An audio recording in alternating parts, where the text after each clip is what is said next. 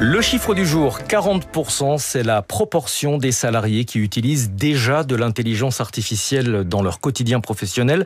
Le chiffre est supérieur au pourcentage d'entreprises qui ont déployé en interne des solutions d'intelligence artificielle. Bonjour David Gautron.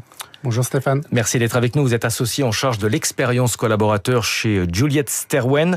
Vous venez de publier votre baromètre Phygital Workplace 2025. Pourquoi est-ce que ce décalage entre les salariés et leur entreprise en matière d'utilisation de l'intelligence artificielle est intéressant? Alors, ce qui est particulièrement intéressant cette année, c'est qu'effectivement, le chiffre en soi paraît significatif. Il a doublé par rapport à l'année dernière, 4 collaborateurs sur 10. Par contre, on s'aperçoit qu'effectivement, ils utilisent sans doute des applicatifs personnels, donc ce qu'on appelle le Shadow IT, ou en l'occurrence du Shadow IA.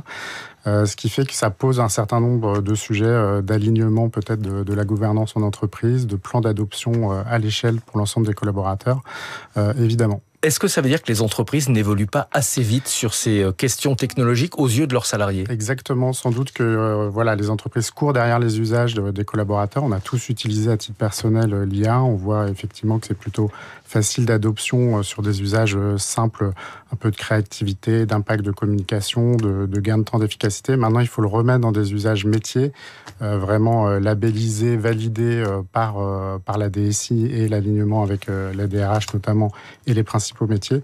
D'où l'intérêt d'avoir des plans de formation très ciblés, verticalisés métier par métier, la finance à ses cas d'usage, la RH aussi, et ainsi de suite, en fonction des besoins. Quelle attitude les entreprises doivent adopter face à ces nouveaux comportements? Interdire, ce serait brider une certaine, motivation des salariés, et en même temps, elle ne peut pas laisser les salariés utiliser des solutions externes pour des raisons de confidentialité notamment. Bien sûr, alors c'est un sujet d'accompagnement vraiment à l'échelle, à la fois d'adoption des fondamentaux, on l'a dit, mais aussi de formation encore plus ciblée, parce que c'est des compétences quand même, encore une fois, assez spécifiques. On parle du prompting, un peu de l'art du prompting même, de quelle instruction on donne à l'IA pour avoir le résultat que l'on veut. Ça s'apprend évidemment en fonction des outils, qui ont un versionning très accéléré. Donc il faut pouvoir en continu former et suivre aussi, monitorer si la maturité digitale est au rendez-vous. Guider plutôt que d'interdire, chez Juliette Sterwen, vous parlez de collaborateurs augmentés.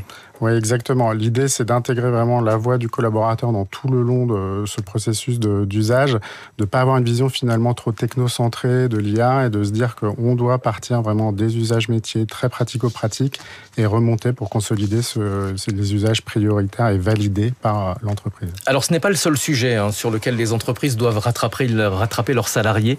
Il y a aussi la question du travail hybride. Les collaborateurs ont appris et apprécient de travailler à distance. Ça aussi, ça fait partie de votre baromètre Phygital Workplace 2025. Je crois qu'il a été réalisé avec l'IFOP, tout à fait. Voilà, j'allais me tromper. C'est tout bon.